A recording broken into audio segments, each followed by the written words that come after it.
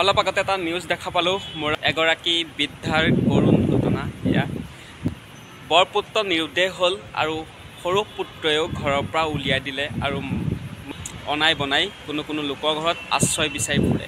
তো এনেকুৱা এজন সন্তানে কৰিব পাৰেনে? কেনেকুৱা সন্তান হ'লে এনেকুৱা হয় মাতৃসকলৰ? তো হয়তো সন্তানসকলে পাহৰি যায় যে মানসিকতাই ঢুকি নাপায় যে 9 মাহ 9 দিন এগৰাকী মাতৃয়ে গৰ্ভত ৰাখি সেই সন্তানক পোহপাল দি ডাঙৰ দীঘল কৰে, জন্ম দিয়ে, পোহপাল দিয়ে, ডাঙৰ দীঘল কৰে। সেই এগৰাকী পিতৃ মাতৃৰ বাবেই এই পৃথিৱীখনলৈ আহিলে, পৃথিৱীখন দেখা পালে। সৰুতে মাক দেউতাকে লালন পালন কৰে, খোজ কাঢ়িবলৈ শিকায়, ভাত খাবলৈ শিকায়, কিমান যে কি নকৰে এজন মাতৃয়ে। দেউতাকৰ কথা নকওঁ, দেউতাকেও কৰে, প্ৰায় দেউতাকে কৰেই, কিন্তু মাতৃগৰাকীয়ে বেছি কৰে এজন পুত্ৰ সন্তানক। কেনেকুৱা শুশ্ৰূষা কৰে এজন মাতৃয়ে, সেইবোৰ বুজিবলৈ তেওঁলোকৰ মানসিকতাই হয়তো ঢুকি নাপায়।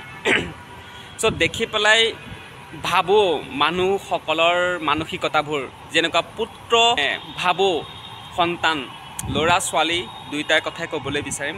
সন্তানসকলক মানে এনেকুৱা কেনেকুৱা মানসিকতা দিয়ে ভগৱানে যে তেওঁ মাতৃৰ লগত এনেকুৱা কৰিব পাৰে। তো ভিডিঅ'টো দিছোঁ, আপোনালোকেও চাই ল'ব, তাৰপিছত আকৌ কথা পাতিম। দৰ্শকসকলক মই দিবলৈ লৈছোঁ এটা গুৰুত্বপূৰ্ণ খবৰ, মৰ্মান্তিক খবৰ। আচলতে গোলাঘাট মেৰাপানী চাওদাং মুঠাজী মধ্য আমগুচিগত এটা হৈছে হৃদয়বেদক খবৰ, যিটো খবৰে আচলতে সকলোৱে চকু সেমেকি উঠিব।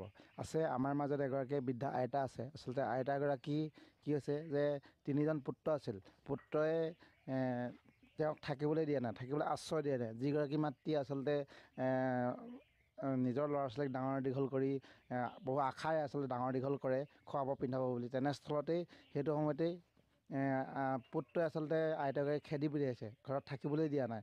সেয়েহে আমি পোনে পোনে আইতাকে কিবা জানিব বিচাৰিম আচলতে কি হৈছিলে ঘটনাটো, কি হৈছিলে কওকচোন আইতা। মোৰ ডাঙৰ 2জন ল'ৰা এতিয়া ক'ত গৈছে, নিৰুদ্দেশ হৈছে, গম নাপাওঁ। এতিয়া সৰুজনৰ লগতে আছিলোঁ হ'লে, সৰুটোৱে এতিয়া মোক নোখোৱাই ঘৰৰ পৰা বাজ কৰি দিছে। সেয়েহে মই এতিয়া ৰাইজৰ ঘৰে ঘৰে ফুৰিছোঁ, থাকিবলৈ জেগা নাই। সেইকাৰণে চৰকাৰ আশ্ৰয়কে বিচাৰিছোঁ। আপুনি বৃদ্ধাশ্ৰমত থাকিম। হয়, মাতৃৰ লগত এয়া মানে যি কৰিছে সন্তানে, তো তাৰতো ভগৱানেতো দেখিছে, ভগৱানে সেই তাৰ প্ৰাপ্য ফল নিশ্চয় দিব, ভুগিবই। যি পাপ কৰিছে এগৰাকী মাতৃক তিৰস্কাৰ কৰি। তো বহুতখিনি দেখোঁ টকা পইচা থকা মানুহসকলেও নিজৰ মাতৃক বৃদ্ধাশ্ৰমত ৰাখেগৈ। এজন বৃদ্ধ মাতৃ কিমান কীটাণু খাব ভাত, কিমানখিনি ভাত খাব, যে সদায় যে বজাৰত বা কাপোৰ কানি দিব লাগিব মাতৃগৰাকীক, তেনেকুৱাও কোনো কথা নহয় যে মাতৃয়ে সদায় কাপোৰ কানি বিচাৰিব, ষ্টাইল কৰিবৰ কাৰণে মেকআপ ছেট, এনেকুৱা ধৰণৰ কোনো সমস্যা নাথাকে এজন বৃদ্ধ মাতৃৰ পৰা। কিন্তু তেনেকুৱা মাতৃক তিৰস্কাৰ কৰি থাকে মাতৃ। তো যিসকলে ভাবি আছে যে নিজৰ পিতৃ মাতৃক বৃদ্ধাশ্ৰমত ৰাখিম বুলি, তেওঁলোকলৈ এটা অনুৰোধ যে আপোনালোকে ভাবি চাব, আপুনিও এদিন বুঢ়া হ'ব, আপোনাৰ সন্তান এদিন ডাঙৰ হ'ব। বুঢ়া বয়সত যে আপোনাৰ সন্তানেও যে আপোনাৰ লগত এনেকুৱা কৰিলে কেনেকুৱা হ'ব, তো সেইটো আপোনালোকে উপলব্ধি কৰিব। গতিকে অনুৰোধ কৰিছোঁ, এনেকুৱা যাতে নিজৰ পিতৃ মাতৃৰ লগত এনেকুৱা নকৰিব। সন্তানক পিতৃ মাতৃয়ে ডাঙৰ দীঘল কৰি, তুলি তালি ডাঙৰ দীঘল কৰি ডাঙৰ কৰাৰ কাৰণটো কি? যে পিতৃ মাতৃক বৃদ্ধকালত চাব লাগে। সেইকাৰণে এজন সন্তানক ভাল স্কুলত পঢ়াই, কোনো এজনী ছোৱালীক ভাল ল'ৰা চাই বিয়া দিয়ে, মানে পিতৃ মাতৃয়ে নিজৰ সন্তানক মানে বেয়া হোৱাটো নিবিচাৰে। তেনে পিতৃ মাতৃক বৃদ্ধা বয়সত তিৰস্কাৰ কৰে, বহুত দেখিছোঁ সেয়া। তো এনেকুৱা নকৰিব, নেপায়। তো এগৰাকী মাতৃৰ যিটো ধাৰ, মানে যিটো ধাৰ আপোনালোকৰ মূৰত থাকে এজন সন্তানৰ, ময়ো এজন সন্তান, এজন মাতৃৰ যিটো ধাৰ এজন সন্তানৰ ওপৰত থাকে, সেইটো কোৱা শুনো।